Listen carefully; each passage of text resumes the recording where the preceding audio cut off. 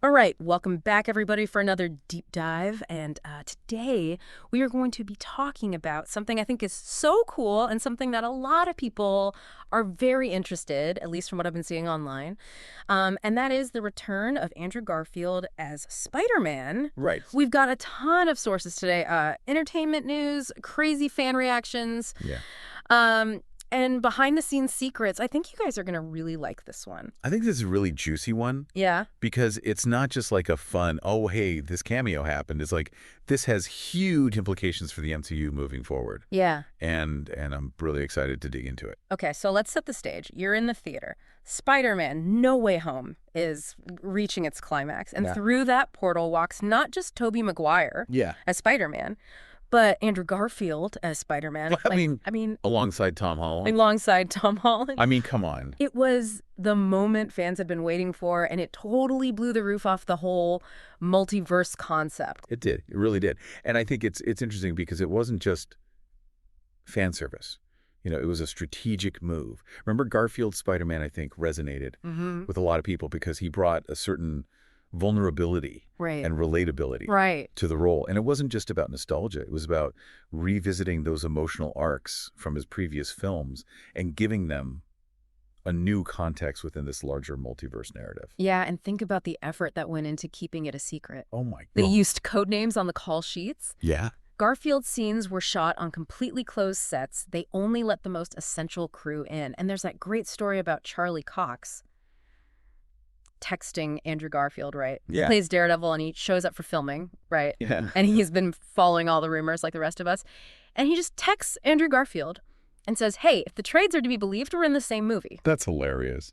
They arranged to meet up, like super secretly, away from prying eyes, Yeah. just to avoid any leaks. I mean, that level of secrecy is pretty incredible. It's wild. Yeah. And it really, I think, speaks volumes about the respect the filmmakers had for Sure. the fans, you know, wanting to give them that experience.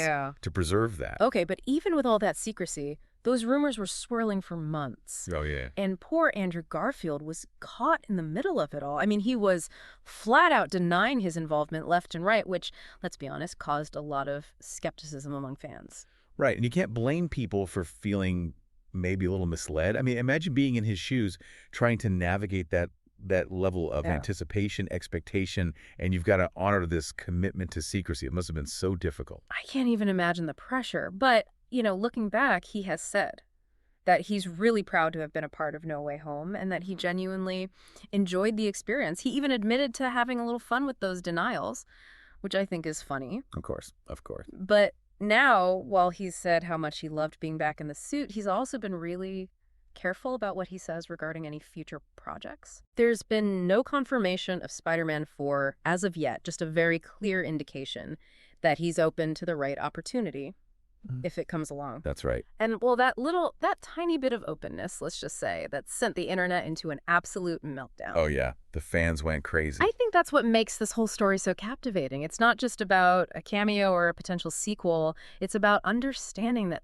connection fans have with this character and how one well-executed moment can completely re-energize a franchise. Absolutely. And it's like suddenly those amazing Spider-Man movies have been thrust back into the spotlight. Right. And everyone's reevaluating them and their place in the larger Spider-Man legacy. And the fan creativity that has exploded since No Way Home, I mean, it's phenomenal. The fan-made posters, the trailers, even full-fledged scripts for The Amazing Spider-Man 3. It's amazing. It really is. It's really a testament to the power of fans, you know, Yeah. and their ability to, like, shape the conversation. Yeah, totally. Around these characters. All right, so we've got this incredible cameo, a level of secrecy that would rival a spy thriller, and a fandom that's basically on fire with excitement. Where do we even go from here? Well, I think that's the million-dollar question, isn't it? Yeah. What does this all mean for Andrew Garfield and the future of the MCU? Right, because it's not just about one character. It opens up all these possibilities for the entire cinematic universe. That's right. It really does. We're talking crossovers, multiversal team-ups, maybe even bringing back characters from other Spider-Man franchises. Yeah. It's like the MCU is this giant interconnected web, and Andrew Garfield's Spider-Man is this crucial thread that could lead to something truly spectacular. And let's not forget about the storytelling possibilities, right? Now that the multiverse is in play, We can explore these characters in ways we never could before. Right. Imagine seeing Garfield's Spider-Man interact with characters from different dimensions, different histories and experiences, and how they all clash. I'm getting chills just thinking about it. I know, it's exciting. Mm-hmm. And it's not about, expanding the universe just for the sake of it. Yeah. It's about honoring, I think, the impact these different interpretations have had on audiences. Yeah.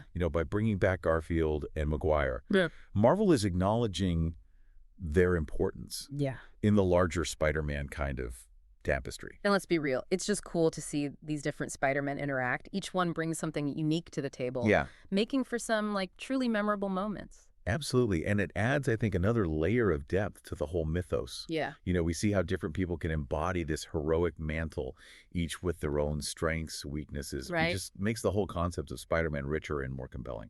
So we've got this incredibly impactful cameo that sent these shock waves through the MCU. But where do we go from here? What are the possibilities for Andrew Garfield's Spider-Man moving forward? Well, I think the best part is we just don't know. And that's kind of the beauty of it. Right. We are in uncharted territory. Yeah. And the possibilities are endless. Exactly. And while we wait for any official news or announcements, we can dive into the speculation, the fan theories, the wild what ifs that make this whole thing so much fun. Exactly. Because ultimately we're all part of this journey, right? Yeah.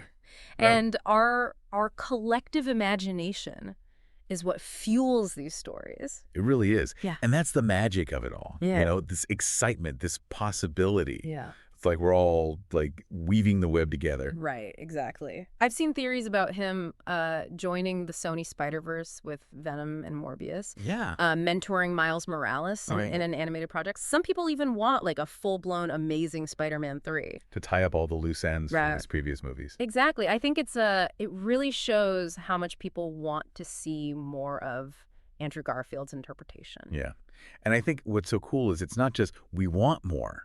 It's that they're coming up with all these cool ideas that are really, really interesting. Like, what if he did this? Right. What if he explored that? Yeah.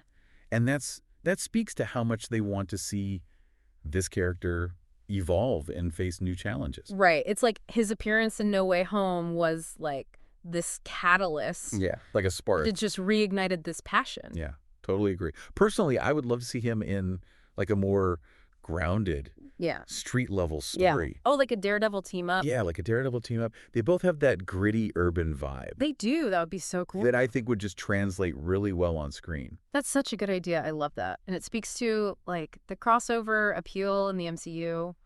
What if you blended those two? Yeah. The street level heroics of Daredevil with the more kind of fantastical elements of Spider-Man's world. Yeah. It could be really cool. That would be so cool. Yeah. Okay, but even with all this excitement, all this speculation, we have to acknowledge that nothing is confirmed. Right. Yeah. Marvel Studios is notoriously tight-lipped Yeah, they are. about future plans, so it's all just kind of a waiting game at this point. It is, but honestly, I think that's part of the fun, the not knowing. It lets fans actively participate in this narrative process. Yeah, you get to speculate and theorize, create your own versions. Builds anticipation. Right. And it's fun to talk about. Totally. Sometimes the anticipation is half the fun. It really is. It is. Gives us time to really dive into these fan theories and really imagine all the different directions they could take this character. Exactly. And it keeps the conversation going. And it's more than just passively consuming. Right. You're actively thinking and creating. Yeah. It's really cool. It's really cool. So to kind of circle back, we've got this huge surge of fan excitement. We've got Andrew Garfield expressing openness to the right project and a studio that's clearly aware of the potential here. Yeah. It's like a recipe for something really special. It is. It really is. Even if we don't know exactly what that is yet. And I think what we're seeing, it's not just this fleeting moment of hype. I think it reflects a deeper kind of cultural shift in the MCU. This willingness to embrace different interpretations, to blur the lines between these universes, and to reward really the fans who have, invested so much in these characters. Right. It feels like a new era Yeah. where anything is possible. It's really exciting. And for you listening, think about what you would want to see. What story would best utilize Andrew Garfield's talent? Yeah. What would really tap into the essence of his Spider-Man?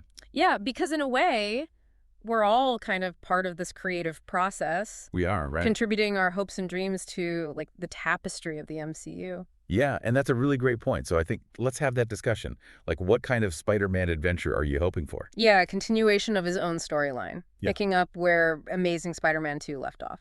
Right? Or maybe team-ups, Just team up. venturing into the multiverse, or maybe something totally new. Something completely different that subverts expectations. Yeah, and pushes the boundaries of what a Spider-Man story can even be. Right, and let's not just limit ourselves to, like, live action. There's a whole world of animation out there. Totally.